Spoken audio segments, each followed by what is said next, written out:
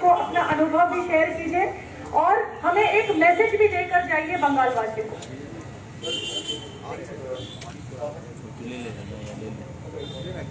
बहुत बहुत धन्यवाद।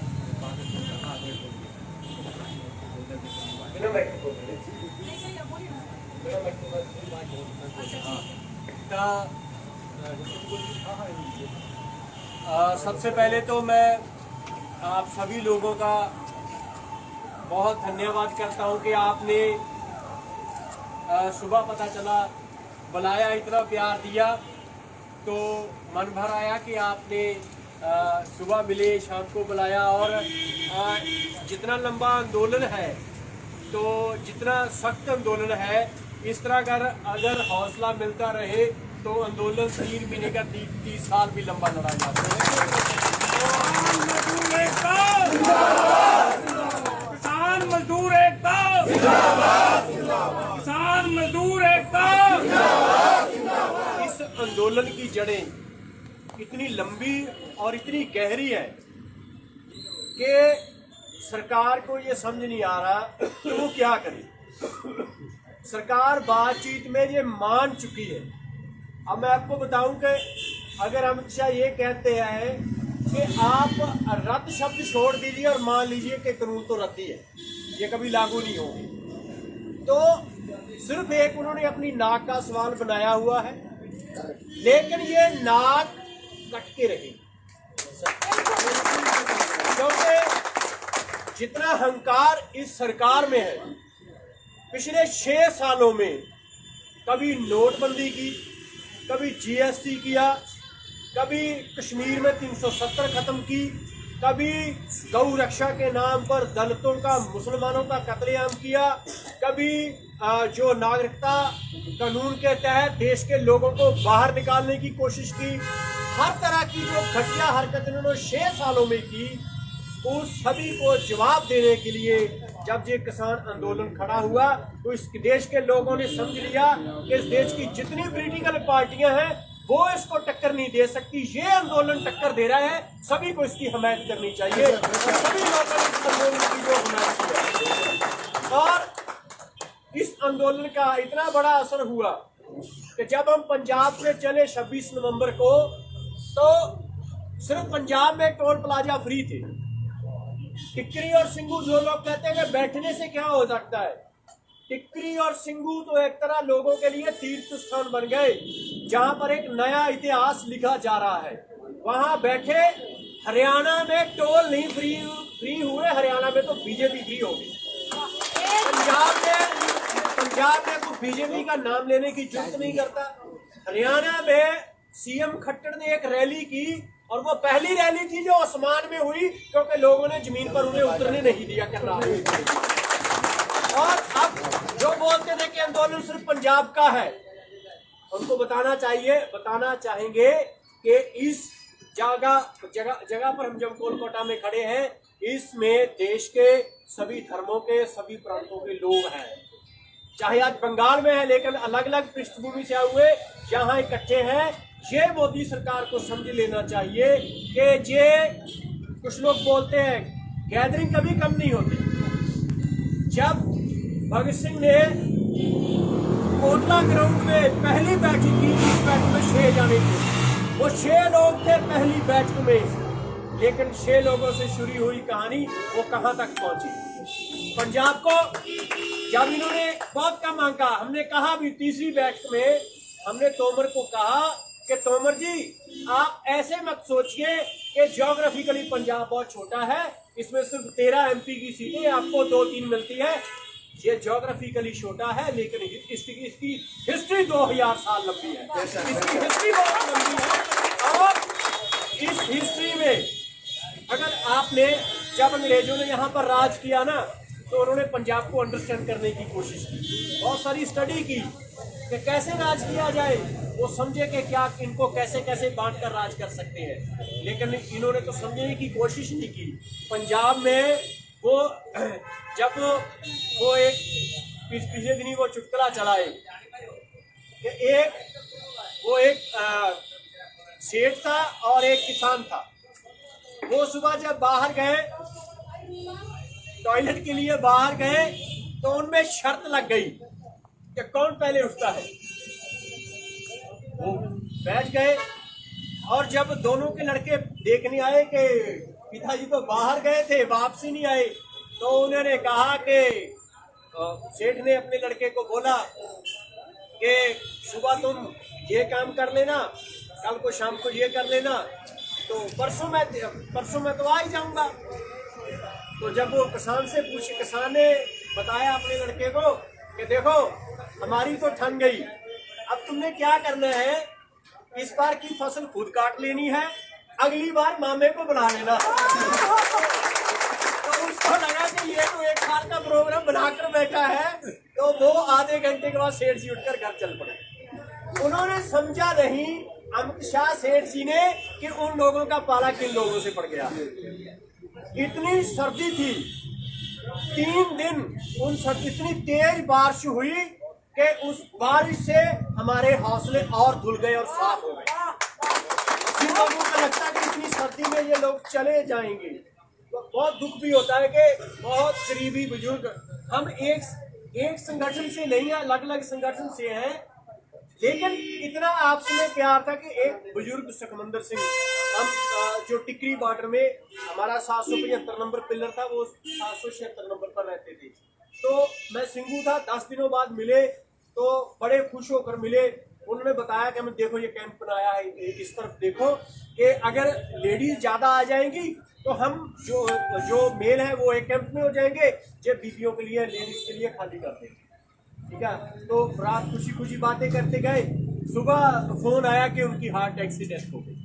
तो इतने जैसे आपके किसी फैमिली के कोई आदमी जाता हो, उस तरह का दुख होता है कि जब आपके साथ आंदोलन करने वाले वो बुजुर्ग वो पहले दिन से डटे हुए थे, जब आंसू गैस के गोले चल रहे थे, वो बैरिकेडिंग तोड़ रहे थे, हम इकट्ठे आए टिकरी और वो सारा कुछ झेला। वो सभी ये सारी जो जितनी कुर्बानियां ये हो रही हैं, ये व्यर्थ नहीं जाएगी। ये वो पंजाबी में कहते हैं कि जिथे डुलदा खून शहीदां दा तकदीर बदलदी कौमां दी। ਇਹ ਜਿਹੜਾ इन्ना खून डुल रहा, इन्नियां 250 के करीब ਜਿਹੜੀਆਂ कीमती जाना जा रही ने, ये लड़ाई किड्डी गहरी है। मैं तुम्हें एक उदाहरण देनी चाहना, मोगे का एक किसान, उसके पास 4 एकड़ जमीन थी और बैंक का उसने लोन देना था। बैंक वालों उसको परेशान कर रहे थे, वो बैंक में गया, उसने कहा कि हमारी लड़ाई चल रही है दिल्ली, मैं जा रहा हूँ, अगर हम जीत गए तो इस कर्जे के खिलाफ भी लड़ेंगे, अगर हार गए तो मैं अपनी जमीन खुद बेच कर आके तेरे को पैसे दे दूंगा, मेरे पास दोबारा आने की जमीन नहीं है। सारा भविष्य, सारा फ्यूचर इस लड़ाई के साथ जुड़ गया। और इस लड़ाई ने, कुछ लोग सोचते हैं कि शायद 3 कानून रद्द होंगे तभी जीती जाएगी, इस लड़ाई की तो अब तक बहुत बड़ी प्राप्ति है। पंजाब में जो ये गंदी गायकी, अश्लील गायकी से लोग परेशान थे, कहाँ है वो गायकी? उसको उखाड़ फेंका इस आंदोलन ने। जो भी गीत गाता है वो किसान आंदोलन का गीत गाता है। जो गांव में आपसी इतनी लड़ाई झगड़े थी, वो कम हो गए। पूरे गांव इकट्ठे होकर इस आंदोलन को कामयाब करने के लिए चल पड़े हैं। जो पंजाब और हरियाणा रिवेलरी की पॉलिटिक्स करते थे, वो सारी पॉलिटिक्स उनकी धरी धराई रह गई। और बीजेपी ने कोशिश की SYL का मुद्दा उठाने की। हरियाणा वालों ने कहा कि पंजाब हमारा बड़ा भाई है, पानी वाला मसला हम मिलजुल कर बैठ के मसला हल निकाल देंगे। अब आपके साथ लड़ाई है और हम मिलजुल कर आपके खिलाफ लड़ेंगे। और अब इतना बड़ा आंदोलन, और मोदी सरकार ने जिस तरह की बेशर्मी अब धारण कर ली है, ये उसी की वजह से अब ये आंदोलन पूरी दुनिया में फैल चुका है। आप आज बंगाल में, मैंने वहाँ बोला भी था रैली में, कि अंग्रेजों के खिलाफ पंजाब और बंगाल ने बहुत बड़ी कुर्बानी की। आज ये नेताजी सुभाष चंद्र बोस की धरती है। ये गदर लहर के जो हमारे बजबज घाट पर शहीद हुए, बाबा गुरदित्त सिंह कामागाटा मरू, उन लोगों की धरती है। ये रविंद्रनाथ टैगोर की धरती है। ये रासबिहारी बोस की धरती है। इसने देश की आजादी के लिए बहुत कुर्बानियां दी है। तो हम तो ये आज आह्वान करने आए हैं, जैसे आज पंजाब में अगुवाई की है इस लड़ाई की, और पंजाब से शुरू हुई लड़ाई पूरे देश में फैल चुकी है। जैसे अंग्रेजों के खिलाफ पंजाब और बंगाल इकट्ठा होकर लड़े, अगर उसी तरह बंगाल भी मैदान में आ जाता है तो मोदी की कोई हिम्मत नहीं है कि हमें वो हरा सके। तो पंजाब के लोगों को उसी तरह मैदान में डटना होगा। तो आपने इतने थोड़े समय में इतने लोग इकट्ठे हुए, आपका बहुत बहुत धन्यवाद। आप सभी लोगों ने इस आंदोलन को इतनी जान बख्शी है कि सरकार पर इतना प्रेशर है कि नेशनल लेवल पर मूवमेंट बन चुकी है, इंटरनेशनल लेवल पर मूवमेंट बन चुकी है। दुनिया के बहुत बड़े पॉलिटिशियन वो उन लोगों को ये बयान देने के लिए मजबूर होना पड़ा। और देखिए कि सिर्फ आंदोलन का आकार ही नहीं, सबसे इम्पोर्टेंट बात इस आंदोलन की ये है कि जो कॉरपोरेट एग्रीकल्चर मॉडल जिसने पूरी दुनिया में से छोटे और दरमियाने किसान को खत्म कर दिया। अमेरिका में आज जितने लोग जेलों में बंद हैं, किसान उनसे कम हैं, कैदी ज्यादा हैं, किसान कम है। इसका अगर आप इस पर थोड़ा इम्प्लीमेंट करके देखें, सिर्फ पंजाब की एग्जांपल ले तो पंजाब में 2019 का जो लैंड रेवेन्यू डिपार्टमेंट का रिकॉर्ड है तो 10,96,000 लगभग 11 लाख फैमिलीज के पास जमीन है और पंजाब की जेलों में 24,000 लोग हैं। अगर अमेरिका का मॉडल वो जो फेल हो चुका है वो कॉन्ट्रैक्ट फार्मिंग के तहत यहाँ पर लाना चाहते हैं तो मान लीजिए कि 11.25 लाख परिवारों की जमीन चली जाएगी। तभी 30,000 एकड़ का 50,000 एकड़ का फार्म बनेगा ना, वो तब बनेगा जब 3, 5, 7 एकड़ वाले किसानों की जमीन चली जाएगी। इसलिए दुनिया में इस कॉर्पोरेट फार्मिंग के खिलाफ अगर कोई ये मूवमेंट है तो ये सबसे बड़ा हिस्टोरिकल मूवमेंट ये मूवमेंट है। सिर्फ साइंस की बात नहीं है, उस मॉडल को चैलेंज करने वाला ये सबसे बड़ा मूवमेंट है। और दिक्कत क्या है आप देखिए, जब तो कोई बाहर से ट्वीट करता है हमारे आंदोलन के पक्ष में तो मोदी सरकार बोलती है कि ये हमारे देश में दखलंदाजी है, लेकिन जब अमेरिका कहता है कि कानून बढ़िया है तब उसे दखलंदाजी नहीं मानते। जब इंटरनेशनल मॉनेटरी फंड कहता है कि कानून बढ़िया है तब उसे दखलंदाजी नहीं मानते। तो ये बात साफ है कि ये सरकार अबानी अडानी और जो बड़े जो साम्राज्यी संस्थाएं हैं उनके दबाव के नीचे काम करता है। इसको लोगों की कोई परवाह नहीं। अगर लोगों की परवाह होती तो 250 लोगों की कीमती जाने चली जाती है। अब तक सरकार माफी भी मांगती और कानून भी वापस लेती। इसलिए इन कानूनों ने इनके खिलाफ आप देखिए, पिछले दिन डॉक्टर देवेंद्र शर्मा जो बहुत बड़े एग्रीकल्चर इकोनॉमिस्ट है वो हमारी स्टेज पर आए, उन्होंने कहा कि आप सिर्फ ये आंदोलन पूरे देश को नहीं रास्ता दिखा रहा, क्योंकि एनएसएसओ की एक स्टडी है कि जो 70% इस देश के किसान हैं उनको एमएसपी शब्द का ही नहीं पता कि एमएसपी होता क्या है। जो बोलते हैं ना कि सिर्फ पंजाब हरियाणा का आंदोलन है, पंजाब में एक मार्केटिंग सिस्टम डेवलप हुआ, किसानों को पता चला कि एमएसपी पर फसल जो बेचते हैं उसका मतलब क्या है। और इसलिए जब उनकी वो फैसिलिटी गई सबसे पहले वो बोले। और जब जैसे जैसे एमएसपी की बात चल रही है, अब कर्नाटक में वो कर्नाटक वालों किसानों ने बुलाया है हमें संयुक्त किसान मोर्चा के आगुओं को कि आप आइए, हम अपनी ट्रॉलीज लेकर मंडी में जाएंगे और आपसे बुलवाएंगे कि मोदी जी जो कहते हैं ना एमएसपी है रहेगा, था और रहेगा, उनसे बोलेंगे कि आपने एमएसपी जो डिक्लेयर किया वो नहीं मिल रहा कर्नाटक में, दबाइए आप दीजिए हमें को। और ये बात एमएसपी इतना बड़ा इशू है कि एमएसपी का जो पेड़ है वो इस देश में लग चुका है। 70% किसानों को मालूम नहीं था, अब वो किसान इसकी डिमांड करने लगे हैं और एमएसपी पूरी दुनिया में कहीं किसानों को नहीं मिलता। इसलिए ये मूवमेंट का एक इंटरनेशनल करैक्टर है कि ये पूरी दुनिया में किसानों को एक रास्ता दिखाएगी।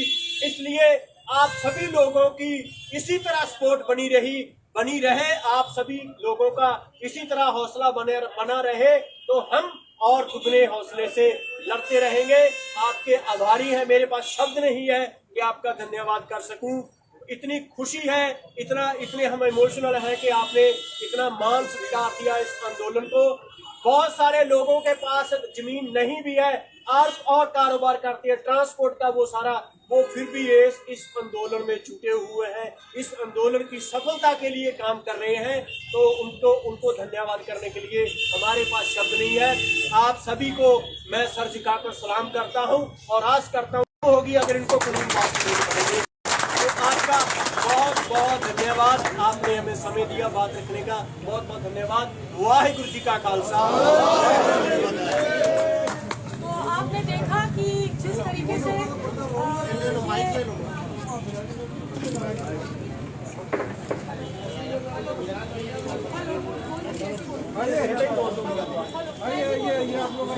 कि जैसा आप लोगों ने देखा, अभी एक छोटा सा बात मैं कह दूं कि जो प्रेरणा दिया है इन्होंने, राजेंद्र सिंह जी ने नेताजी भगत सिंह यूनाइटेड फोरम में आकर, ये प्रेरणा को हम आगे लेकर चलेंगे और ठीक कंटिन्यू।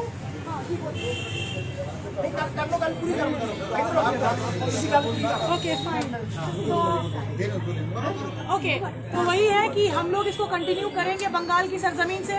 उन्होंने जो इंस्पिरेशन दिया है, we are going to continue. और बस